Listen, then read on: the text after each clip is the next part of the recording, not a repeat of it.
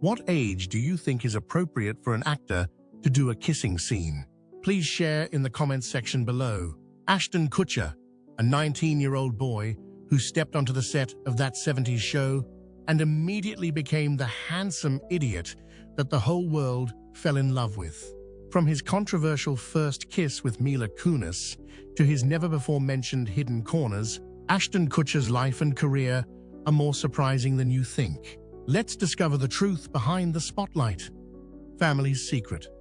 Diane Kutcher had no idea she was pregnant with twins until the moment she entered the delivery room.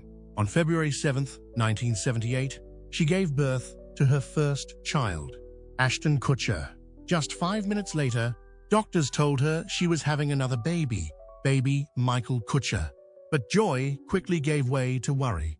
Michael was born, weighing just 4 pounds, a warning sign to doctors that something was wrong.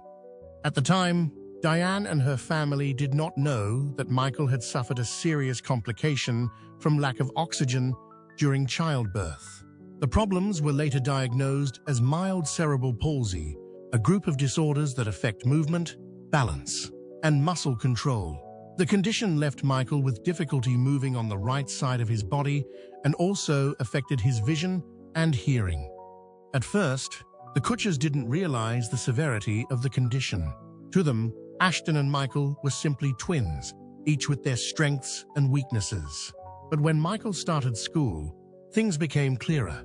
Other kids quickly noticed the differences and didn't hesitate to tease him for his unsteady gait, harsh voice, and poor eyesight. Michael became a target for bullies, but luckily, he had Ashton, who was always there to protect his brother. Ashton not only protected Michael from bullies, but also made sure Michael wasn't left out. Whenever he played soccer or participated in sports, Ashton made sure his brother was included, even if it meant making his team weaker. When friends invited Ashton to their house to play or stay overnight, he only agreed if Michael was invited too. The bond between the brothers was strong, and Ashton felt a deep sense of guilt for being able-bodied while Michael struggled with illness. However, the biggest tragedy was yet to come. When Michael entered 8th grade, he began to develop flu-like symptoms, which his family initially thought were a mild illness. However, after being hospitalized, doctors discovered a horrifying truth.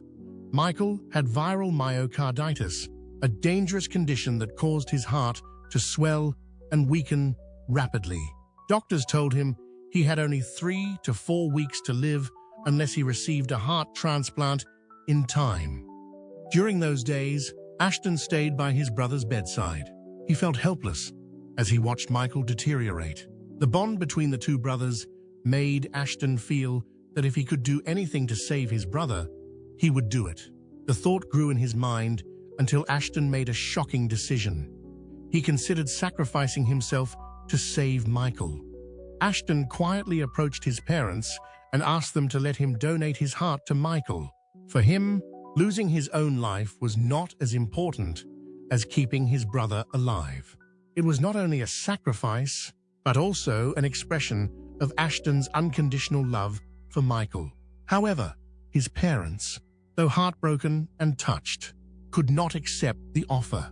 They believed that a miracle would happen, and it did. Within 24 hours, Michael was fortunate enough to find a donor from an accident victim in another state. The surgery was successful, saving Michael's life by the skin of his teeth. Although he had crossed the line between life and death, Michael's journey was not over yet. The heart transplant was a huge step forward, but it did not completely heal the lasting effects of the disease on his body. After Michael recovered, the Kutcher family moved to Homestead, Iowa, to start a new life. There, Ashton attended Clear Creek Amana High School. Despite his busy schedule and other activities, he always cared for and looked after Michael. To Ashton, Michael was more than just a twin brother, he was an integral part of his life. The story of Ashton and Michael Kutcher is a touching testament to family love, sacrifice, and perseverance in the face of adversity. Although each went their separate ways, The bond between them remained forever. Big break. Later on, Michael was unfortunate enough to have a blood clot, which necessitated him to undergo open-heart surgery. This was a difficult time for Ashton to go through. Even though he loved his brother more than anything else in the world, he felt helpless before him. To improve Michael's condition, he was unable to take any action against it. Ashton began to have feelings of hopelessness and confusion as a result of the burden of this anguish, which he carried with him. To alleviate the sense of powerlessness and anguish that he was experiencing, Ashton looked for various methods to divert his attention. When he was in school, he started taking part in plays and discovered that performing brought him some happiness. However, even as he was performing on stage, his mind continued to be preoccupied with thinking about Michael. He was unable to focus and was unable to experience genuine enthusiasm. After that, the problems started to manifest themselves. Because of his inner defiance and his need to experience thrills, Ashton became involved in tiny crimes. This was partially due to his hunt for thrills. After attempting to break into his high school during after-school hours, he was arrested for third-degree burglary, which was one of the major repercussions that resulted from one of those instances. As a consequence of this, he was put on probation for 3 years and has to perform 180 hours of community service. Although it was a difficult lesson to learn, it was also a significant turning point in his life. Following the completion of his high school education, Ashton enrolled in the University of Iowa, intending to obtain a degree in biochemical engineering. But living at college was not an easy experience for him. As a result of his excessively loud behavior and partying throughout the night, he was evicted from the residence. He frequently woke up with no recollection of what he had done the previous night as a result of the incessant partying that he engaged in. He was caught in a downward spiral of confusion, unsure of what it was that he truly desired. At some point throughout the evening, he was at the airliner bar in Iowa City when he was approached by an unfamiliar woman who asked him, "Have you ever considered modeling?" When Ashton initially heard about it, he felt it was a joke. Nevertheless, he eventually understood that he had nothing to lose. The decision that he made to participate in the Fresh Faces of Iowa modeling contest would be one that would alter the course of his life indefinitely. Everyone was surprised when Ashton came out on top, and as a result, fresh opportunities presented themselves. As soon as Ashton was discovered, prominent modeling agencies began to take notice of her. He made the trip to New York City to participate in the conference held by the International Modeling and Talent Association. Even though Josh Duhamel was the winner of the top slot, it did not make a difference that he did not win. Soon after, Ashton signed with Next Modeling Agency, which was one of the several modeling companies that took notice of him initially. He decided to leave college and immediately began working in the fashion industry. In a short amount of time, he became the public face of major labels such as Zoo York and Calvin Klein. With a height of 6 feet 2 inches, Ashton was able to readily distinguish himself in the world of male modeling. He was aware, however, that he did not wish to continue doing it for the rest of his life. He had no intention of merely being on the cover of a magazine as a lovely face. He yearned for more. As soon as Ashton learned that there was an audition for a comedy in Los Angeles, he decided to pursue the opportunity. In a stunning turn of events, he was cast in both of the television series for which he had auditioned. However, his instincts told him that the first option, which was a drama about surfing cowboys that lasted for an hour, was not the best choice. The sitcom was discontinued after only 6 episodes because he declined the part, which led to the cancellation. The choice that was made ended up being the best one. His second part was as Michael Kelso on the comedy That 70s Show, which catapulted him to the status of a legitimate celebrity.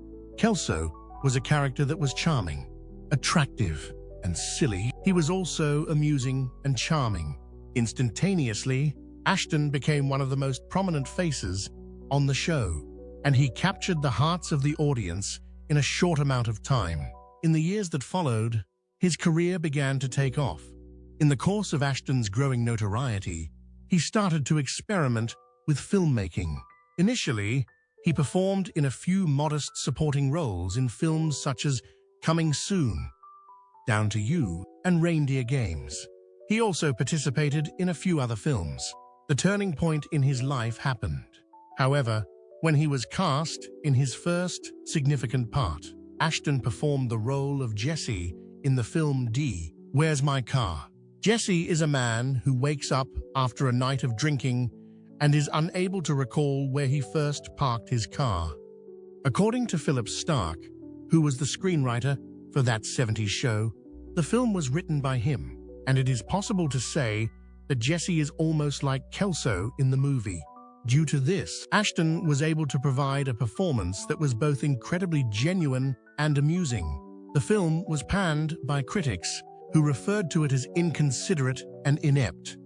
However, the crowd came to a different conclusion. A budget of under $13 million was used to produce Dude, Where's My Car? And which went on to become a great financial hit, bringing in over $73 million worldwide. Ashton became a well-known figure in the comedy genre as a result of the film. Not all of his life, however, was filled with grandeur. Ashton was involved in a horrific occurrence when he was at the pinnacle of his fame. He became a witness to a murder. His life was altered as a result of this, and he was forced to reconsider a great deal of things. On the other hand, it is a different narrative, a fresh chapter in the turbulent life of Ashton Kutcher. Witness. The Hollywood Ripper, also known as the Hollywood serial killer, was a brutal killer who committed a series of horrific crimes targeting women from the 1990s to the early 2000s. He left few clues, which took police years to find. One of his victims was Ashley Ellerin, an ambitious young woman who was also a friend of actor Ashton Kutcher. On February 21, 2001, Ashley Ellerin and Ashton Kutcher planned to attend a Grammy Awards after-party together. Ashley, then 22, was a promising fashion design student who frequented Hollywood parties. Ashton, who was then famous for his role as Michael Kelso on That 70s Show, had only known Ashley for a short time, but they had already developed a close friendship. At approximately 8:24 p.m. that night, Ashton called Ashley to let her know he would be late. Ashley was still alive and ready for the party. However, just 6 minutes later, at 8:30 p.m., several witnesses reported hearing screams coming from her Hollywood Hills apartment. When Ashton arrived at Ashley's home at 10:45 p.m., he knocked on the door but received no response.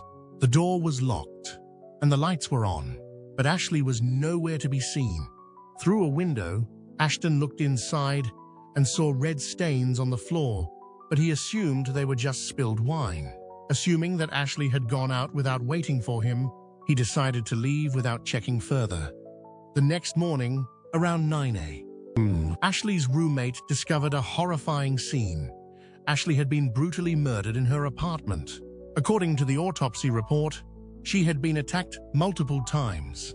The number was 47. Many of the injuries were severe. According to the autopsy report, the attack was so brutal that it was not a random murder, but a targeted attack. Ashton, upon hearing about the incident, immediately contacted the police. He was devastated, not only by Ashley's sudden death, but also because he knew that his fingerprints might have been left on the doorknob when he tried to enter her home the night before. However, the police did not consider him a suspect because there was no evidence linking him to the crime. Instead, they focused on someone much more suspicious, Michael Gargiulo. Michael Gargiulo, the so-called Hollywood Ripper, was an air conditioning repairman who lived near Ashley. Police later discovered that he had been stalking Ashley for a long time and had been looking for an opportunity to strike. He broke into her home that night, attacked her with a sharp knife, and left without leaving any obvious traces. Gargiulo not only murdered Ashley Ellerin, but was also linked to at least 3 other murders, including the murder of Maria Bruno in 2005 and the attack on Michelle Murphy in 2008. Michelle was the only survivor of his attack and helped police track him down. Gargiulo was arrested in 2008 and, after years of trial, was sentenced to death in 2019. The murder of Ashley Ellerin had a profound impact on Ashton Kutcher. Although he had no connection to the case, being an indirect witness left him with haunting guilt for years. Some questioned the timing of his contact with Ashley and the time of the crime. However, police never considered him a formal suspect. Nearly 20 years later, the case gained renewed attention when Chrissy Bixler, the girlfriend of Danny Masterson, Ashton's co-star on That 70s Show, hinted on Instagram that there are things that have not been revealed regarding Ashton and the Ashley Ellerin case. However, there is no evidence to suggest that Ashton was involved in the case beyond being an unwitting witness. Despite the shocking Hollywood case, Ashton's career continued to flourish. In 2003, he starred alongside Brittany Murphy in the romantic comedy Just Married. The film helped him establish himself in the romantic comedy genre, a genre he would later pursue with films like A Lot Like Love and No Strings Attached. Despite rumors and suspicions from some, Ashton was never charged or had any involvement in the case other than knowing the victim. However, the murder of Ashley Ellerin remains a haunting reminder of the terrible things that can happen when you least expect it. Peak fame. While the 2 young actors did have a brief romantic relationship, after the production was finished, their natural chemistry contributed to the film's popularity in the marketplace, which resulted in the picture earning more than $100 million all over the world. Ashton, however, was subjected to unrelenting criticism. During the 24th Golden Raspberry Awards, he was considered for the role of Worst Actor for each of the 3 films he had played in 2003. The Butterfly Effect is a science fiction thriller in which Evan Treborn has blackouts and can travel back in time to inhabit his younger self with his adult intellect. He is attempting to make little adjustments to affect the future of his friends and family. He did venture outside of his comfort zone with this work. This was a great hit at the movie office, but once again, critics were not impressed with it. It seems like the only expressions of admiration that Ashton would receive would come from young women who saw him as a romantic interest. People couldn't understand why he continued getting put in new movies, and it's likely because he was producing them himself. People couldn't understand why he kept getting cast. During the year 2000, he and Jason Goldberg established their production firm, which was given the name Catalyst. When he was 22 years old, the young entrepreneur realized that he could make a great deal more money generating than he could by simply acting. But during his subsequent major television venture, he came dangerously close to ruining his career. A program known as Harassment was developed by Catalyst and MTV in the early years of the 21st century. In the beginning, the idea was to produce a program with a hidden camera that would demonstrate pranks that would be played on average people who were unknown.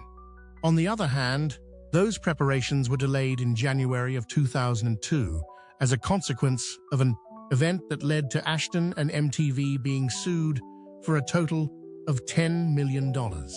Throughout their vacation, James and Lorianne Ryan traveled from their home in Washington, District of Columbia, to Las Vegas, where they stayed at the Hard Rock Hotel.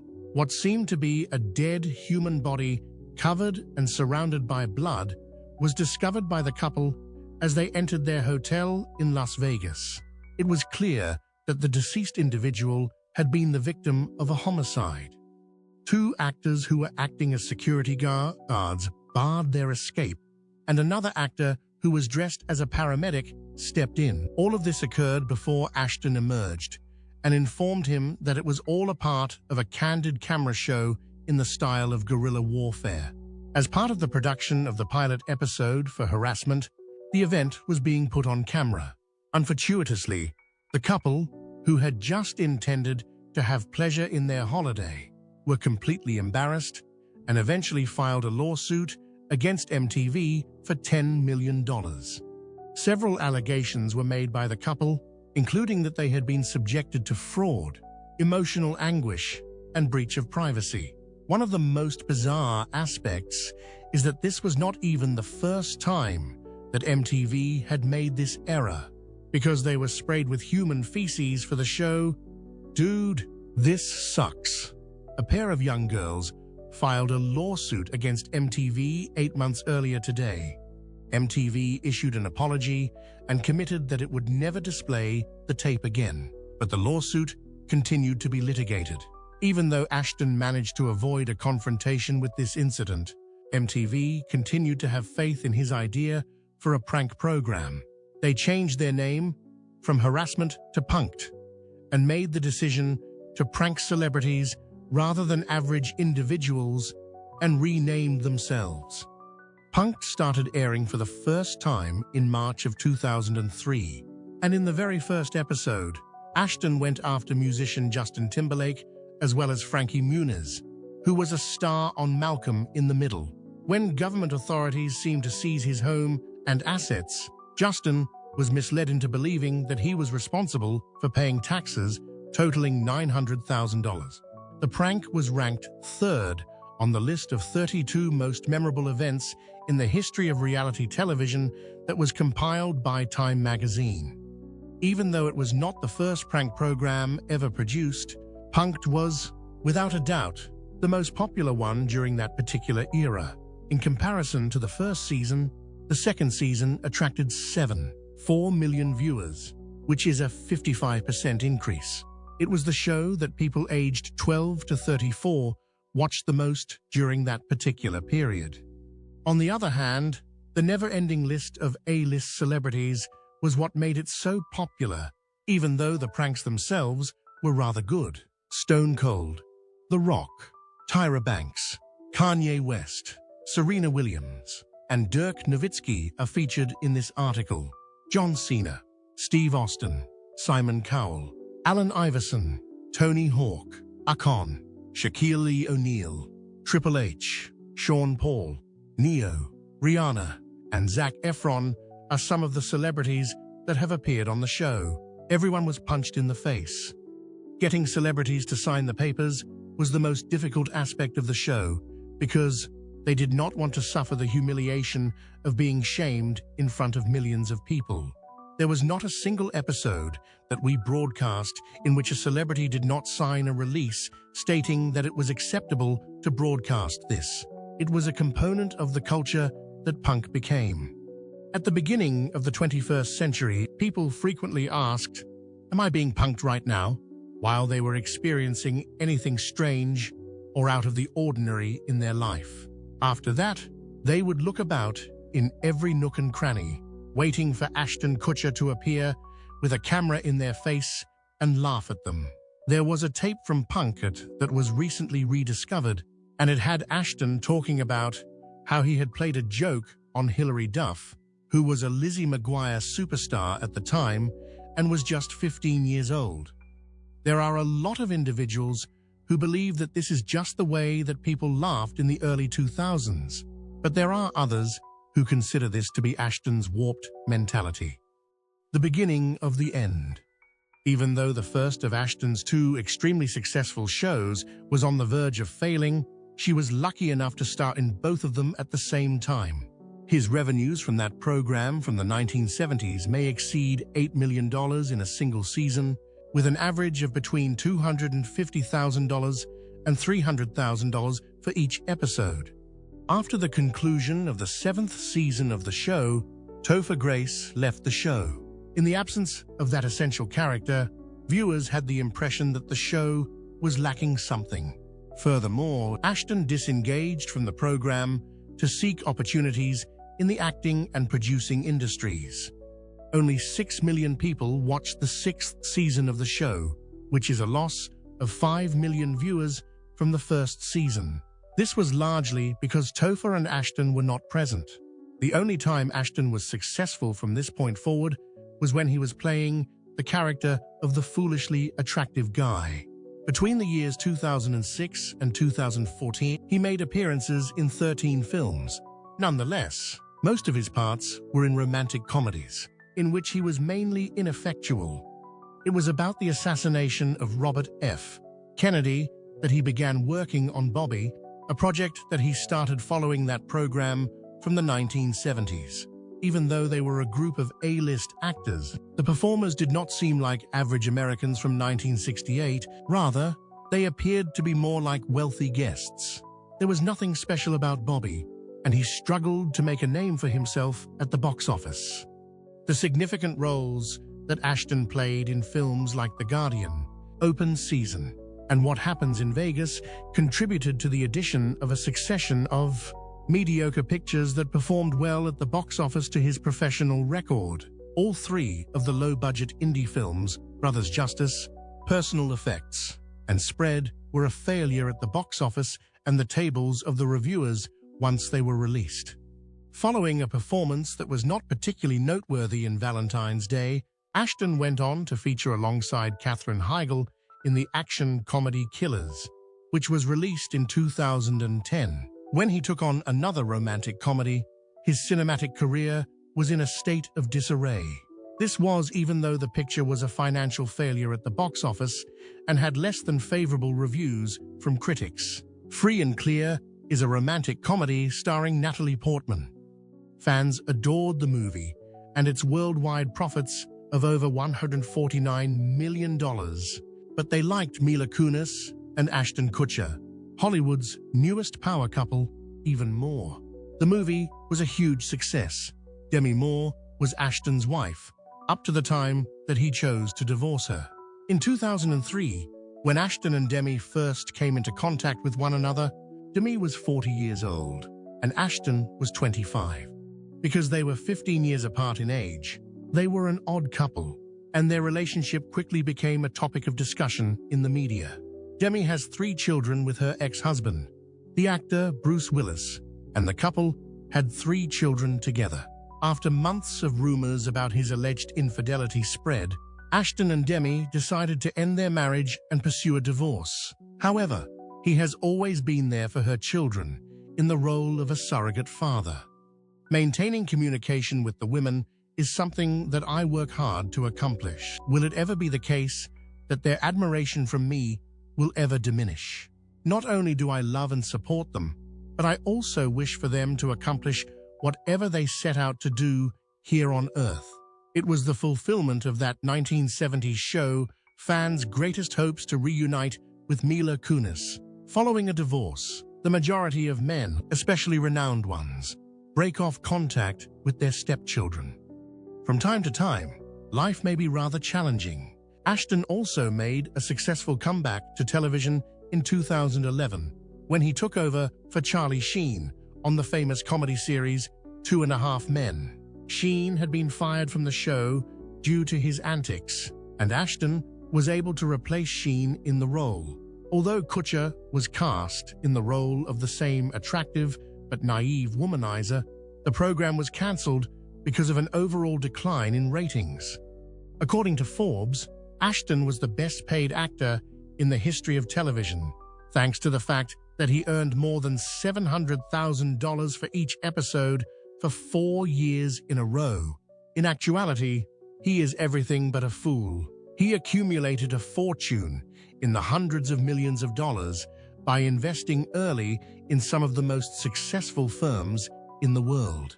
He became an expert at playing the fool, but in reality, he is anything but. This actor has made investments in a variety of businesses, some of which include Uber, Warby Parker, Shazam, Airbnb, Pinterest, Skype, and Spotify. At the beginning of the 21st century, Sarah Ross, who was one of his top executives at Catalyst, began introducing him to the most influential people in Silicon Valley. According to Kutcher, he spent most of his time listening to the speaker. Ashton decided to make use of his popularity to enter the Valley and begin generating money before it became fashionable to invest in technology. he accumulated a significant fortune. In 2010, Ashton, together with music executive Gary Osery and businessman Ron Burkle, established A-Grade Investments as a limited liability company. According to Forbes, in 2016, the organization was able to transform its fund of $30 million into a staggering $250 million in just 6 years. At business news networks and technology conferences in the 2010s, he was observed talking about money more frequently than he was going to talk about movies. Nevertheless, as you learn how he spends his money, you realize that he is not your typical capitalist. Ashton devotes a significant amount of his fortune and activities to the alleviation of suffering on a worldwide scale. Habitat for Humanity, girls, educational and mentoring services, Boys and Girls, Clubs of America, Raising Malawi, Stand Up to Cancer, St. Jude's Children's Research Hospital, the United Nations Children's Fund, and the UN Children's Fund are just some of the many organizations that have benefited from Ashton's tireless efforts to raise money for charitable causes. In the aftermath of the Russian invasion of Ukraine in March of 2022, Ashton and Mila made contributions that culminated in the collection of more than $30 million to assist the Ukrainian people. However, the most important and little-known initiative that he has undertaken is the non-profit organization known as Thorn, Digital Defenders of Children. Its mission is to eliminate the practice of child sex trafficking. Law enforcement authorities can locate victims of sex trafficking and anybody participating in the trade in minors with the use of a free application that is developed by the non-profit organization and distributed to those agencies. Over more than 10 years, Ashton has been dedicated to this cause as a result of his professional involvement with Thorn. According to the impact report presented by Thorn in 2021, their program, Spotlight, discovered 3,077 victims during that particular year and a total of 24,666 victims overall. Savant. Ashton Kutcher is not only a famous actor, but also an active activist in protecting children online. He is the co-founder and president of Thorn, an organization that uses technology to support law enforcement agencies in preventing harmful behavior against children. In 2017, Ashton spoke on Capitol Hill about human trafficking and the risks that children face. The information he shared helped raise awareness and promote technological solutions to help investigators identify and rescue victims faster. Through Thorn, he and his team developed software that shortens the time it takes to identify and arrest violators from years to just weeks or even days. In 2022, Ashton continued to support his organization by donating more than $1 million through the New York City Marathon. Thorn now has a team of experts working tirelessly to protect children and remove harmful content from the internet. However, recent statements by Ashton and his wife, Mila Kunis, have caused quite a stir. The story began when Danny Masterson, their That 70s Show co-star, was tried and sentenced on serious charges. During the trial, Ashton and Mila wrote a letter to the judge, telling him about the good things they had known about Masterson over the years they worked together. In the letter, Ashton described Masterson as an honest and trustworthy person and expressed hope that this would be taken into account when sentencing.